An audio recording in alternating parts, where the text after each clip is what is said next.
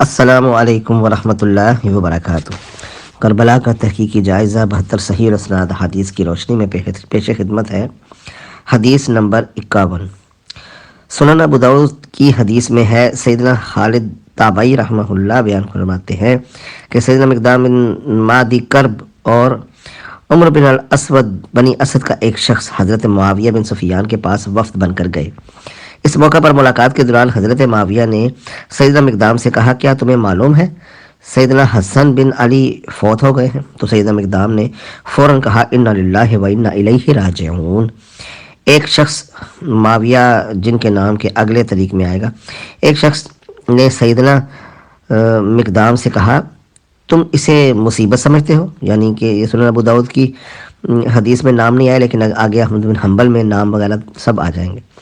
تم اس کی موت کو مصیبت سمجھتے ہو؟ تو سیدنا مقدام نے جواب میں ارشاد فرمایا، میں اسے مصیبت کیوں کرنا سمجھو، حالانکہ میں نے خود دیکھا تھا کہ رسول اللہ صلی اللہ علیہ وآلہ وسلم نے سیدنا حسن کو اپنی گود مبارک میں بٹھایا ہوا تھا اور ارشاد فرما رہے تھے، یہ حسن مجھ سے ہے اور حسین علی سے ہے۔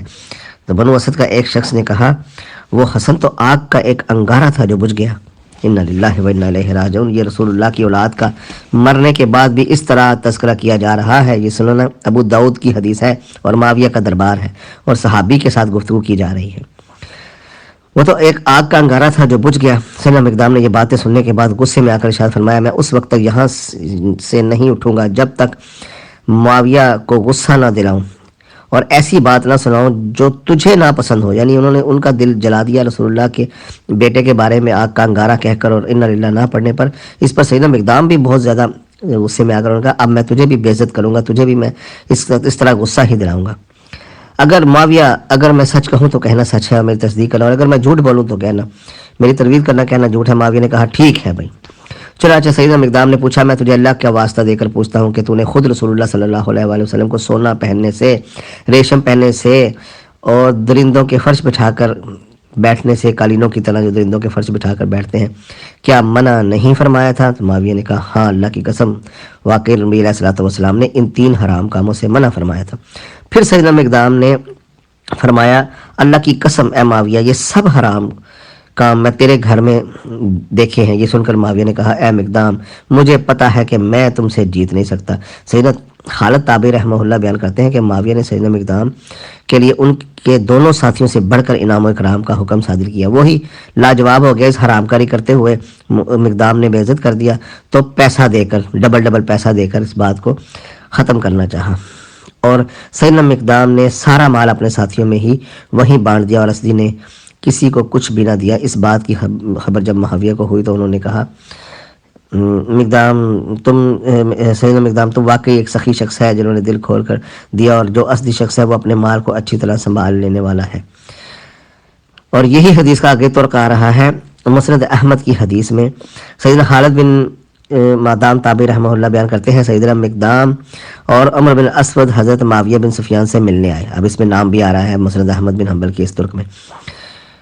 معاویہ نے سیدنا مقدام سے کہا، تمہیں معلوم ہے حسن فوت ہو گئے؟ سیدنا مقدام نے کہا، انا للہ و انا الیہ راجعون۔ اس پر معاویہ نے مقدام سے کہا، تمہیں اسے مصیبت سمجھتے ہو؟ مقدام نے جواباً، میں اسے مصیبت کیوں نہ سمجھوں، حالانکہ میں نے خود دیکھا ہے کہ رسول اللہ سے سیدنا حسن کو اپنی گود میں بٹھایا اور فرمانے لگے، یہ حسن مجھ سے ہے اور حسین علی سے ہے۔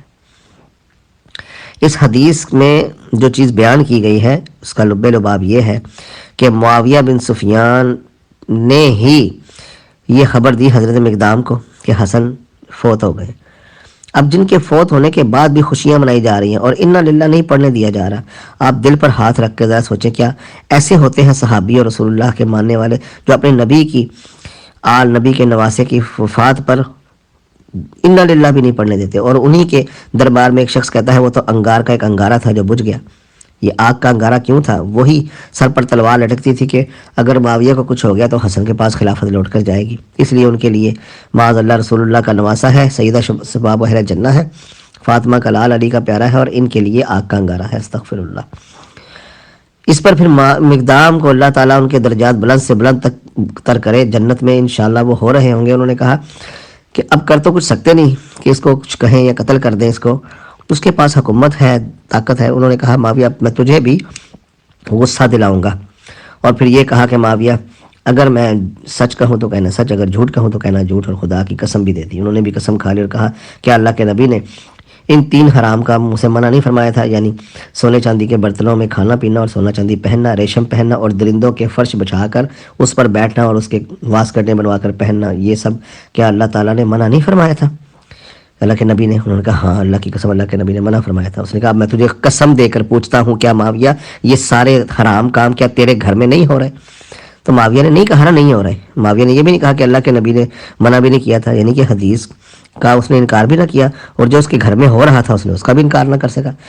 الٹا یہ کہا ہاں مجھے پتہ تھا مقدام میں تجھ سے جان نہ چھڑا سکوں گا، چلو جی پیسہ دو، ڈبل ڈبل اشرف، یعنی کہ بیت المال کو ماں باپ کی جاگیر سمجھ رکھا ہے۔ یہ وہ بیت المال ہے جس سے عمر بن خطاب ایک شہد کا چمچ لینے سے پہلے بھی ممبر پر کھڑے ہو کے پوچھتے ہیں۔ یہ وہ بیت المال ہے جس میں اپنے گھر کا چراغ جلانے کے لیے تیل بھی حضرت علی نہیں ڈالتے۔ یہ وہ بیت المال ہے کہ جس کے تنقید کرنے والوں کو اشرفیوں اور دیناروں کے بھر بھر کر تھیلے دیے جاتے ہیں۔ یہ ہے وہ بیت المال جو کہ اپنے جاگیر بنا لی۔ اس لیے امت نے اور فقہاء نے، محدثین نے، محققین، مورخین ازلہ اربع اور مجددین، ان سب بڑے لوگوں نے، سلف صالحین نے معاویہ کی اس حکومت کو رشد و ہدایت والی حکومت سے خارج کر کے بادشاہت اور کیسریت میں اس کو گنا۔ لہٰذا اللہ تعالیٰ ہر اس شخص کا محاسبہ کرے، گرفت کرے، اور اسفل سافلین میں ان کو دھکیلے جو رسول اللہ کی اولاد کی توہین کرے اور ان کی شہادت پر، ان کے فوت ہونے پر خوشیاں منائے۔ السلام علیکم ورحمۃ اللہ وبرکاتہ۔